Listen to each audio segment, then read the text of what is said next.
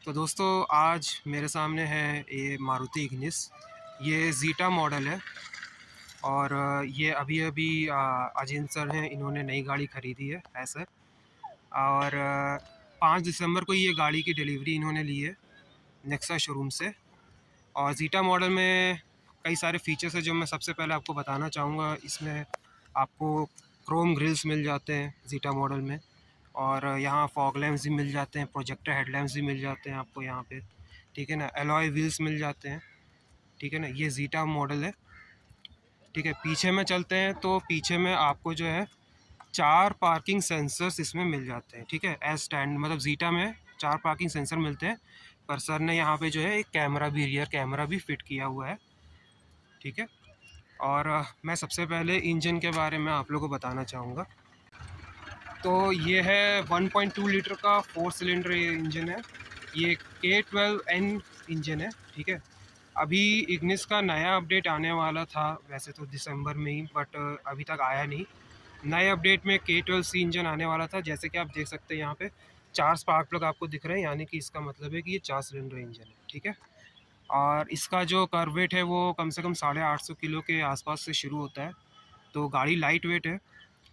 तो सबसे अच्छी चीज़ जो इग्निस की मेरे को लगी वो ये है कि इसका क्रैश टेस्ट रेटिंग जो है वो 3 स्टार रेटिंग आया था ग्लोबल एनकैप में, ठीक है ना। मतलब आउट ऑफ अगर हम 17 की बात करें तो इसने 10 नंबर स्कोर किया था। अब आपको ये एक फैक्ट मैं बताना चाहूँगा कि जो फोर्ड की गाड़ियाँ हैं, जो कि मतलब अच्छी खासी भारी भरकम गाड़ियाँ होती है, उनका भी जब क्रैश टेस्ट हुआ था तो उसमें भी 3 स्टार रेटिंग उन्होंने स्कोर किया था, पर उनका जो रेटिंग था वो 17 से 10.49 उन्होंने स्कोर किया था फोर्ड की गाड़ी ने, ठीक है। अभी ये 10 स्कोर कर रही है, लेकिन इतने कम जो है कर्व वेट में ये एक मतलब हार्टेड प्लेटफॉर्म की एक अच्छाई मैं कहूँगा, ठीक है। दूसरी बात ये है कि जैसे क्रेटा जैसी गाड़ी लेते हैं उसमें भी मतलब क्रेटा की भी एडल्ट सेफ्टी रेटिंग जो है वो भी 3 स्टार जो है वो इससे कम है, वो खाली 8 नंबर स्कोर करती है आउट ऑफ 17, ठीक है ना।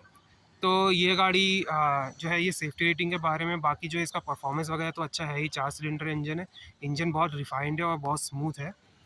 अब मैं आपको इंटीरियर की तरफ ले चलूँगा। हाँ तो दोस्तों मैं आ चुका हूँ इंटीरियर पर, ठीक है। तो ये आपका इंस्ट्रूमेंट कंसोल है, इसमें आपको टैकोमीटर भी मिलता है और स्पीडोमीटर भी मिलता है। ये एनालॉग है, और जो है अभी यहाँ पे एक डिजिटल मीटर भी है जो बता रहा है कि दरवाज़ा खुला हुआ है, ठीक है। बाकी ये स्टीयरिंग है, इसमें शायद टिल्ट एडजस्टमेंट मिलता है, इसमें खाली टिल्ट एडजस्टमेंट ही आपको मिलता है। हाँ ये देखिए टिल्ट एडजस्टमेंट मिलता है, टेलीस्कोपिक तो इस सेगमेंट में किसी भी गाड़ी में नहीं मिलता है। बाकी ये टच स्क्रीन है, ये मारुति की तरफ से मिला हुआ है। और बाकी इसमें ज़ीटा मॉडल है, ज़ीटा मॉडल में आपको ऑटो एसी नहीं मिलता है, मैनुअली मिलता है, ठीक है। गियर ये ऑटोमेटिक है ये, ठीक है। हाँ ठीक है, ऑटोमेटिक में है ये। और यहाँ पे हाँ, और इंजन पुश स्टार्ट बटन भी है, ज़ीटा मॉडल में ये मिलता है, ठीक है। और इसमें कुछ स्टीयरिंग माउंटेड कंट्रोल्स है, जैसे कि यहाँ पे ये म्यूट का बटन है, ये कॉल उठाने बंद करने का है, ये मोड है, और वॉल्यूम सेलेक्शन का भी यहाँ पे मिल जाता है आपको, ठीक है। इंटीरियर की बात करें तो फिर इस तरह से ये वाइट और ब्लैक फिनिश में आता है, ठीक है ना। बाकी ये कलर कोडेड हैंडल्स भी आपको यहाँ मिल जाते हैं, और पावर विंडोज़ भी आपको चारों उसमें मिलते हैं। पीछे भी आप देख सकते हैं पावर विंडोज़ है। इसमें वन टच अप और वन टच डाउन भी मिलता है। हाँ, और यहाँ पे आपको ये आप देख सकते हैं कि इलेक्ट्रॉनिकली एडजस्टेबल ORVM भी यहाँ पे आपको मिल जाते हैं, फोल्डेबल होता है। वो स्टार्ट करने पे खुल जाते होंगे, और अच्छा वैसा नहीं है। हाँ मैनुअल है, मतलब ये बाहर से मैनुअल है, पर जैसे मिरर को एडजस्ट करना होता है तो इलेक्ट्रॉनिक एडजस्टेबल ये होता है। ओके पुश द बटन, अच्छा हाँ हमको यहाँ पुश करना पड़ता है बटन को, ठीक है। और बाकी यहाँ डे नाइट IRVM भी मिल जाता है, ठीक है ना। ये आपको डे नाइट IRVM मिल गया। बाकी जो है अब इसके फ्रंट में तो स्पेस काफ़ी अच्छा है, मेरी हाइट 5'9" के आसपास है, और स्पेस यहाँ पे ठीक है, मेरे को तो अच्छा लगा यहाँ पे स्पेस। बाकी एक बार पीछे भी चल के देख लेते हैं। तो मैं आ गया हूँ पीछे साइड की तरफ, ठीक है ना। अगर आप यहाँ देखें तो यहाँ पर भी पावर विंडोज़ आपको मिलता है, क्रोम कलर्ड हैंडल्स भी मिल जाते हैं, ठीक है ना। बाकी मैं ग्लास एरिया की बात करूँ तो ग्लास एरिया यहाँ भी अच्छा खासा है, ठीक है ना। ये भी आपको पैनल में जो क्वार्टर पैनल विंडो है वही भी मिल गया था। हाँ एडजस्टेबल हेडरेस्ट है आपके, और आप यहाँ देख सकते हैं ये 60-40 स्प्लिट सीट के साथ आता है, 60-40 स्प्लिट सीट इसमें ऑप्शन है, ठीक है ना। बाकी स्पेस की बात करूँ मैं तो वैसे तो इसका जो एंगल है, रिक्लाइन एंगल है, वो थोड़ा सा अपराइट है, बट हाँ यहाँ थोड़ा सा कम आपको मतलब अंडर थाई सपोर्ट थोड़ा सा कम मिलेगा एज़ कम्पेयर टू C3 जो कि मैंने कुछ दिन पहले रिव्यू किया था। एंड ऐसे वैसे बात करें तो इसका जो कंफर्ट की बात करें अगर, तो कंफर्ट में इस फ्रंट में तो आपको बहुत अच्छा कंफर्ट मिलता है, पर इसका शॉक एब्जॉर्बर्स जो है वो थोड़े स्टिफर साइड में है। स्टिफर साइड में इसलिए किए गए ताकि जो है बॉडी रोल ज़्यादा ना मिले, और बॉडी रोल ज़्यादा ना मिले उससे स्टेबल तो रहती है, बट रियर साइड में थोड़ा सा कंफर्ट का दिक्कत आता है, ठीक है। अब हम एक बार बूट स्पेस की तरफ चलते हैं। अच्छा, यहाँ पुश बटन है, पुश बटन से खुल जाता है। हाँ, इलेक्ट्रोमैग्नेटिक है, ठीक है। इसमें 260 लीटर्स का बूट स्पेस आपको मिलता है, 260 लीटर्स का बूट स्पेस है, ये इस तरह से दिखता है, ठीक है। 60-40 स्प्लिट सीट आपको सामने दिख रहा है, ये पार्सल ट्रे है। और बाकी एक चीज़ इसमें जो बहुत अच्छी लगी मेरे को वो है ये हैंडल।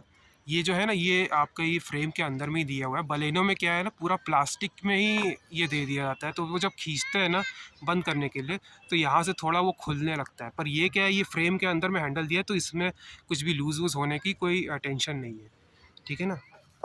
बाकी आप रियर से अगर देखेंगे तो ये एक लुक सब्जेक्टिव होता है, कुछ लोगों को इसका रियर लुक अच्छा लगता है, कुछ लोगों को नहीं लगता है। वैसे मेरे को इसके लुक से कोई प्रॉब्लम नहीं है। बाकी टायर से बात करें तो ज़ीटा मॉडल में आपको एलॉय व्हील्स मिल जाते हैं। ये 175 सेक्शन R15 इंच के एलॉय व्हील्स हैं, ठीक है। चारों व्हील पे आपको मिल जाते हैं। अब हम एक बार बात कर लेते हैं, यहाँ अजेंद्र सर हैं हमारे साथ खड़े हैं, और हाय सर।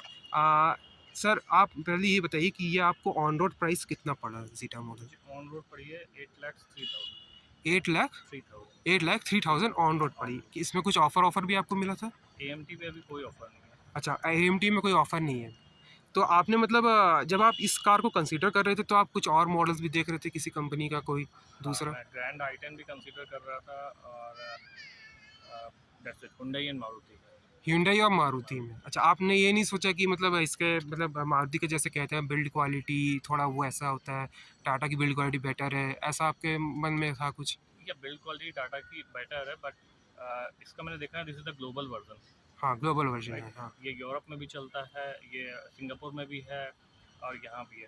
और इसका हाँ, यूरो एंड कैप 3 स्टार था, हाँ। With safety pack it was 5 star. हाँ, फिर ये बात सही बोली है। दोस्तों, यूरो एनकैप में ये बात मैं आपको बताया नहीं, लेकिन ये सच है कि ये जितना कर्व वेट है ना 850 किलो, यही कर्व वेट में यूके में बिकता है।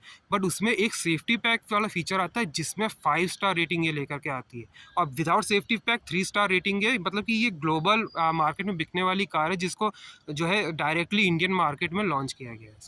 अच्छा सर, ठीक है। तो मतलब सेफ्टी में आपको इससे कोई प्रॉब्लम नहीं थी? या सेफ्टी मुझे कोई प्रॉब्लम नहीं है।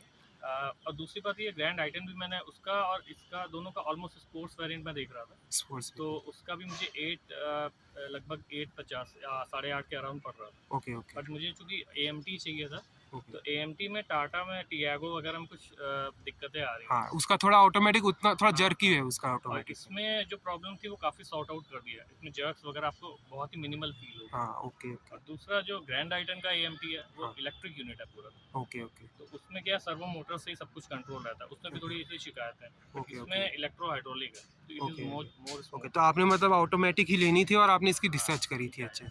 Only okay, automatic. ओके। तो ये बहुत अच्छा काम किया सर ने, क्योंकि लोग काफ़ी कम रिसर्च करके जो है गाड़ी ले लेते, पर इन्होंने अच्छे से रिसर्च करके जो है इग्निस को चुना। अच्छा सर, अभी तक आपने इसको कितना किलोमीटर चला लिया? अभी तक ऑलमोस्ट 250 चली गई है। ओके, 250 चली है। ऑब्वियसली मतलब 5 दिसंबर को ही उन्होंने डिलीवरी ली थी। तो सर आपका अभी तक का ड्राइविंग एक्सपीरियंस कैसा है? ड्राइविंग एक्सपीरियंस बहुत अच्छा है, बहुत ही कॉम्पैक्ट कार है। सिटी में बिल्कुल कोई प्रॉब्लम नहीं होती इसमें। Okay, okay.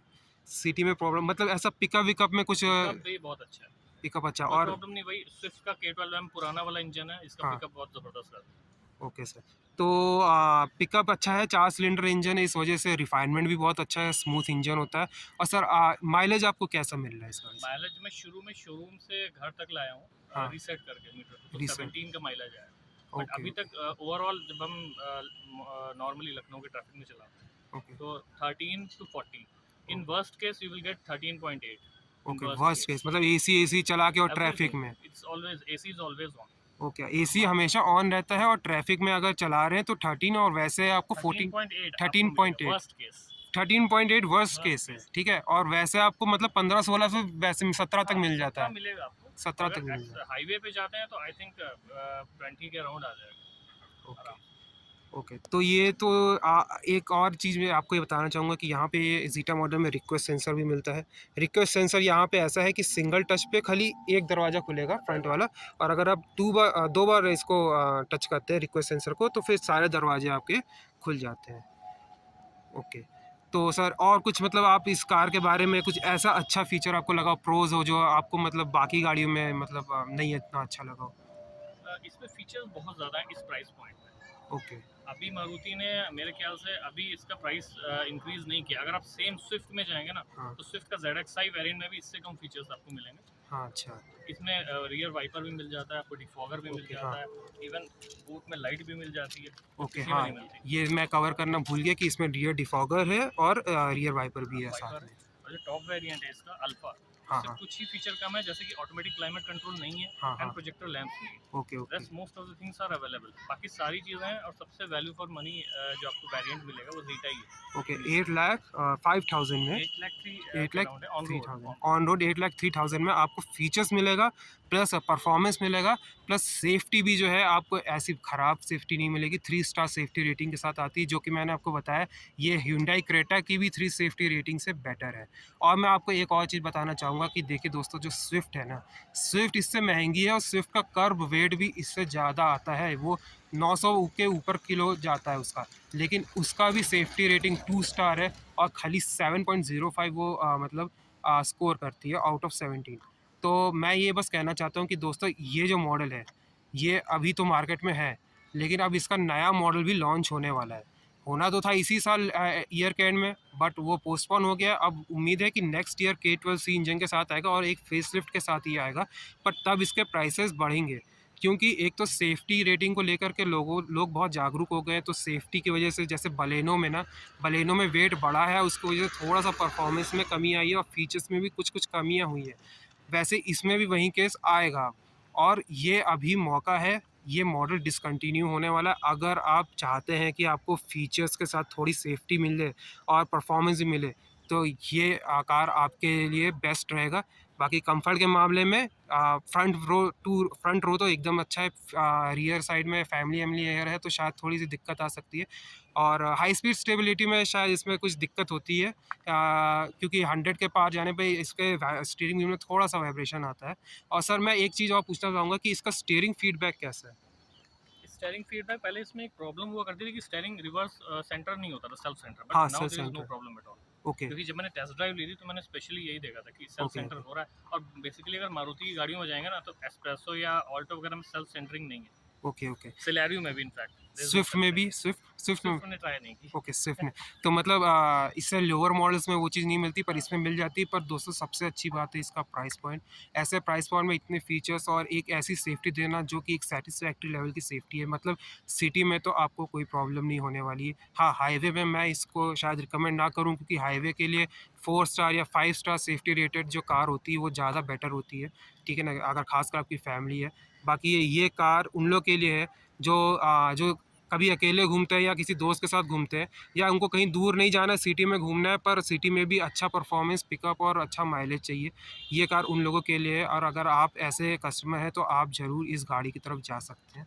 ओके, तो दोस्तों ये था मेरा रिव्यू, ठीक है। आई होप मेरा रिव्यू आपको पसंद आए। अगर पसंद आया हो तो like and subscribe my channel. Okay, thank you, bye.